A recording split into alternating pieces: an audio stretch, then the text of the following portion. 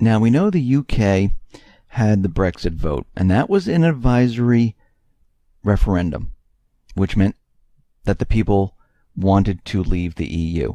Now, nothing happened, and I've been saying this for a very long time, that nothing happened, and the central bankers are going to do whatever they have to keep the UK in the EU. And we know there was a ruling about the Parliament needs to vote on Article 50. And we're starting to see that British Prime Minister Theresa May, well, she might be facing a rebellion from within her own party, because it looks like she's wobbling back and forth on the Brexit strategy. And we can see right now that Nigel Farage is now predicting a Brexit betrayal, where he doesn't think that they're going to be leaving the EU because they won't invoke Article 50. And we can see at this point that we knew the central bankers most likely were going to do whatever they possibly can to keep countries in the central banking system. They don't want countries leaving the central banking system. That doesn't work for them. And always remember this. The central banks, they play dirty. They will cheat. They will lie. They will tell you whatever you want. But in the end, they will do whatever they have to keep countries in line, to keep their power, because they have no allegiance to any country, any group. They have allegiance to themselves. They don't care if they start wars. They don't care how many people die. They don't care about people. They're just in the way. They're just workers. When there's too many of them, they have to get rid of some of them to keep their system operational. If there's an uprising, they have to squash it. If people don't like it, they have to silence them. This is how the central banks work. And we can see right now that the central banks, they're in control of the system. They have been for quite a while. Our mission is to get them out. That is the mission. That should be the mission of every single person. Get the central bank away from our governments and remove those individuals who side with the central bank. Remove those individuals who don't work for we the people. And that should be here in the United States. It should be in Canada. It should be in the UK. It should be in Europe, Australia, and every other nation. We see Duterte right now. He's a little nervous. Why? Because he's saying that he might not be able to last his 6-year term. He's worried that he might be killed for unknown reasons. Well, we know the reasons. We know that the United States government central bankers, they're going to make their move and try to get rid of him, because he's not doing what they want. And again, when you don't do what the U.S. government central bankers want, they get rid of those people. They only want people who obey. Out in Libya, they see that Libya is descending into a free fall, and they're saying that the country's peace process is a complete mess. The unity government cannot take power, and there's major problems there. Translation: the unity government didn't work. The United States, the coalition forces, they're going to have to send troops into the country. This is what they're trying to say. Of course, they're going to tell us something completely different, but in the end, they will invade Libya. They are already using helicopters to hit specific targets, which is not the Islamic State. They're already bombing in there, which we knew this was going to happen. The next phase is to go into each and every one of these Middle Eastern countries with troops. And of course, what this is going to do, it's going to set off a world war. We see that the U.S. is bringing in 1,700 U.S. Army troops. And of course, they're only there in Iraq to advise and assist the local forces. And we see that they're going to be deploying soldiers from the 2nd Brigade Combat Team of the 82nd Airborne Division. And I think this is in North Carolina. And they're going to be bringing them over to Iraq. So what we're seeing is a build-up of troops in this area. Now, out in Syria, something odd has happened out there where a Turkish helicopter landed in the area near a checkpoint located at the near border of northern Idlib province. Now, the helicopter was carrying Turkish officers, and there were several boxes that were on the helicopter. Nobody knows what was in them. They're unknown at this point. They were also carrying advanced weapons, which were all unloaded. So most likely, as we can see right now, Turkey is continually bringing in weaponry. Whatever was in the boxes is being distributed out to the terrorist organizations. And we can see right now that they are planning something very big. Now, we know the United States government central bankers, they're going after Raqqa. Basically, they're going to have the Islamic State there morph into the moderate rebels and say, now we own Raqqa. Because remember, the Islamic State is in each one of these areas, and all the United States is doing is saying, okay, we're going to go after this. They know it's easy because they control the Islamic State. And all they do is they morph those terrorists into moderate rebels, al-Nusra, al-Qaeda, and they say, look, we've beaten them, and they transport them to another location. Now, Russia is saying, we have this ceasefire, humanitarian ceasefire today on November 4th.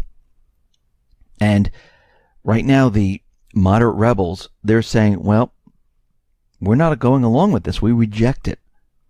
Well, of course they do. Because they don't want humanitarian aid coming in. They don't want anything like this whatsoever. We see the United States government, the central bankers, they're making their move into Raqqa.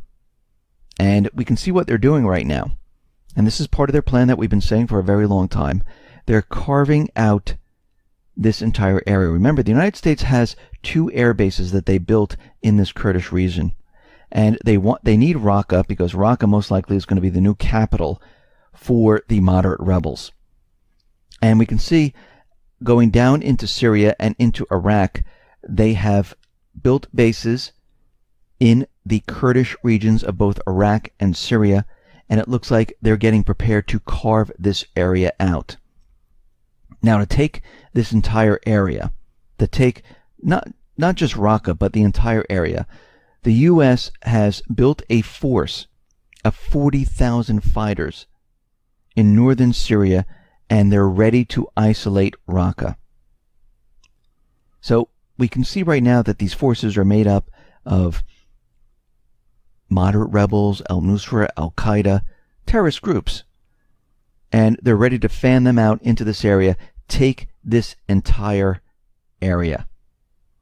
What will be the response of Russia and Syria?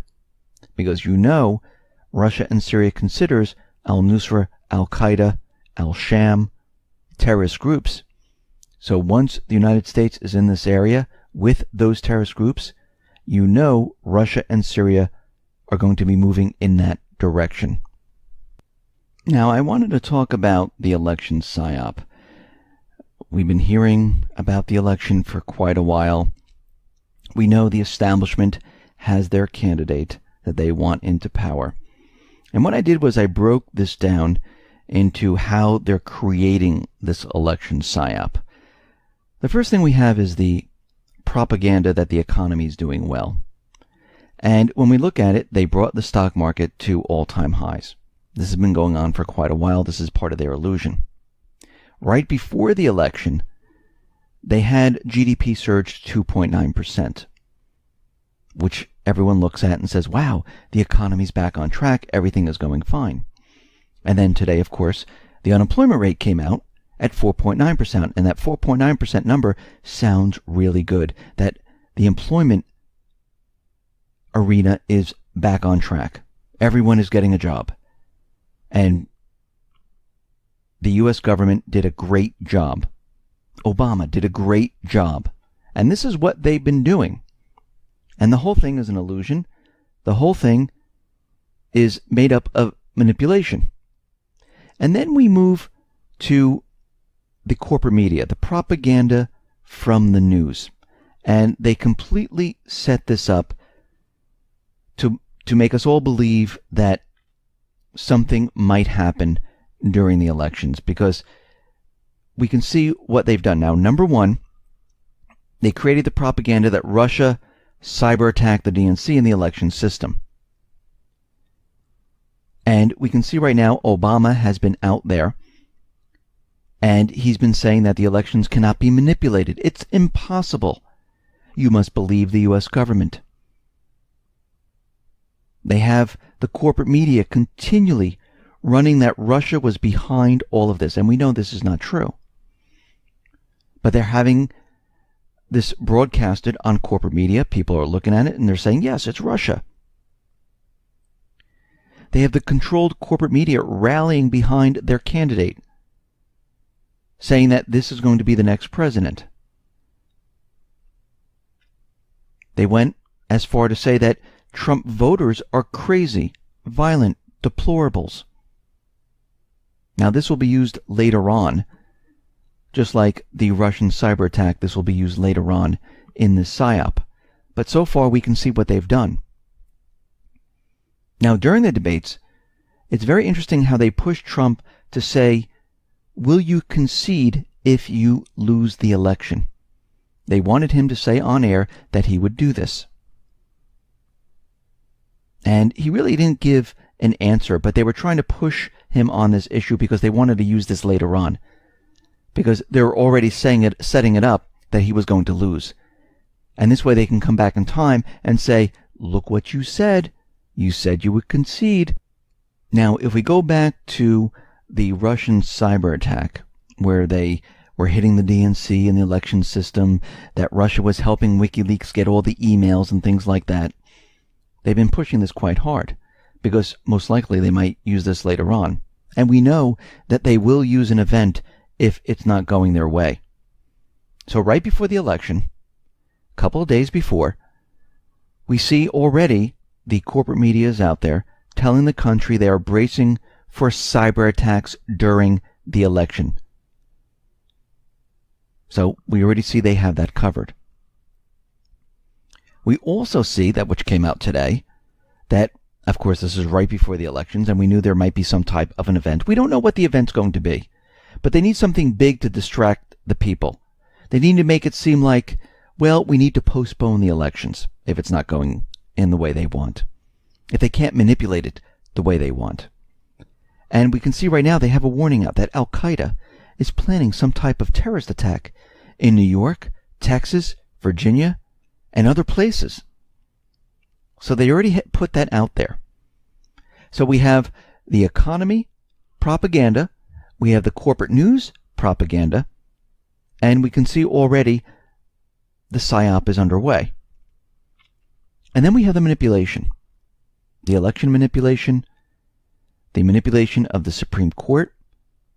And let's just go over this for a second. Remember, Joseph Scalia, he died. He was not replaced. Now we know he was not in favor of gun control. And we can see right now that by getting rid of him, which we all do believe that most likely he was murdered, it would open up that slot for a different Supreme Court judge. Now, there's a reason why I'm saying this. Because let's say they can't manipulate the election. Now, there are certain ways they can manipulate the election. We have people sending in their ballots very early. They want to get a handle on how the people are voting. We understand that people are actually opening up the mailed-in ballots and looking at them. And then we have from Bev Harris how they're able to manipulate the voting systems. And one way of doing it is fractionalizing the votes, where they create these fractions and they're able to push the percentage of votes one way or another. And I do have that video on the X22 report, or you can look it up on YouTube so you can see how it is explained.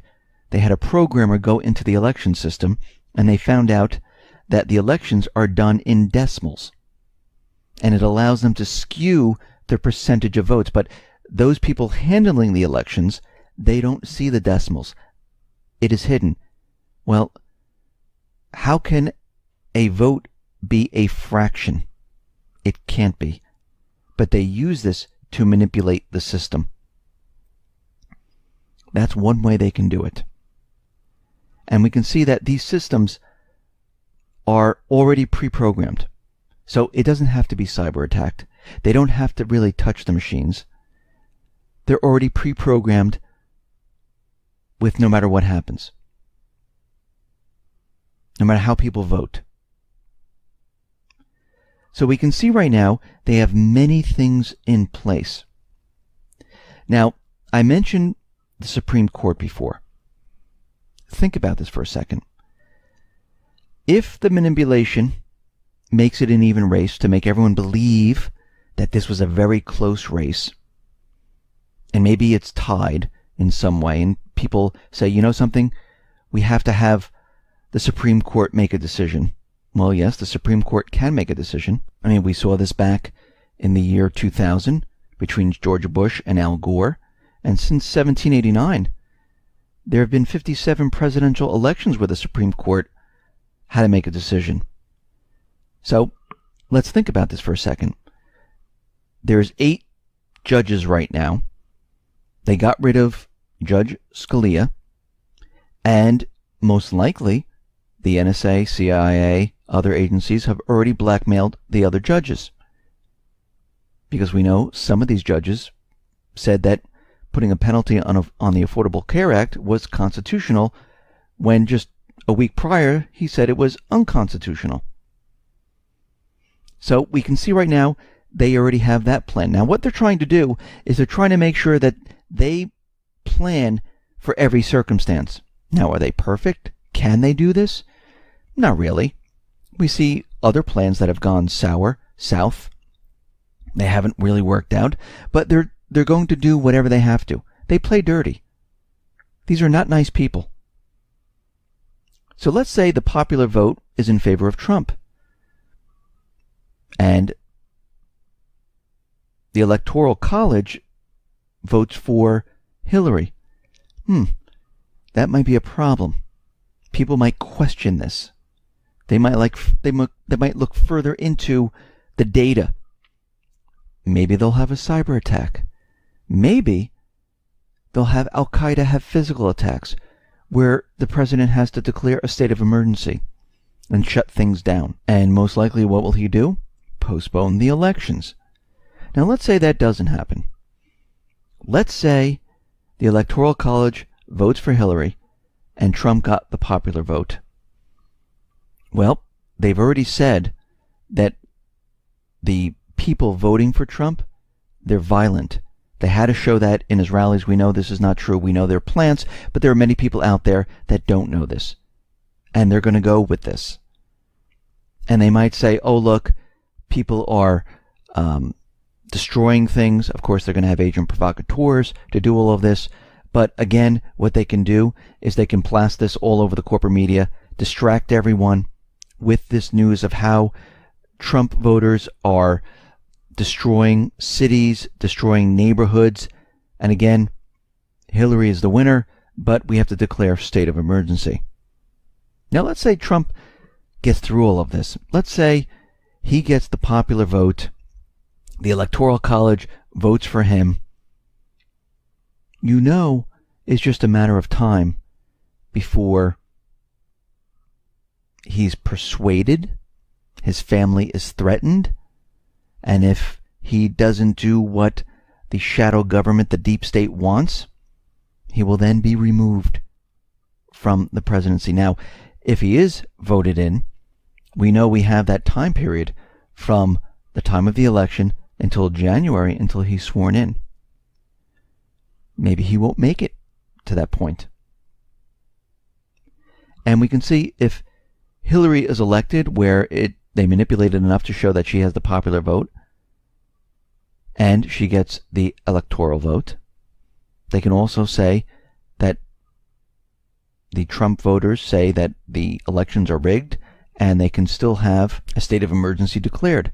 Now, let's say Hillary does get into office without any of this. It goes smoothly. She won. Trump says, okay, I'm out. No big deal. The voters don't do anything. And then we have the email scandal. Maybe she can squash it. Maybe not. But if the powers that are running the investigation go forth with the investigation and bring her up on charges, the shadow government really doesn't care, because the vice president will just take her place and they'll just keep doing what they're doing. Nothing will change. And we're already getting word from Julian Assange, who says that Trump won't be allowed to win because of the deep state, the shadow government. We see hacker Guccifer 2.0 warns that the FEC, the Federal Election Commission, are going to rig the elections. And of course they have the ability to do this because there's already software installed and they already have it pre-programmed. So we get a couple of confirmations that this is already in the works. And we can see how this whole thing is one giant manipulation to make us believe that the people are voting for the establishment. And this has been an ongoing push to keep the status quo, because this is what they want. They will do whatever they have to keep their power. They're just not going to let it go. And when you look at everything that has been done, you can see how they've been working on this for a very long time to create this PSYOP. Listen, everyone, thanks a lot for listening. Be well, be safe, and especially be prepared.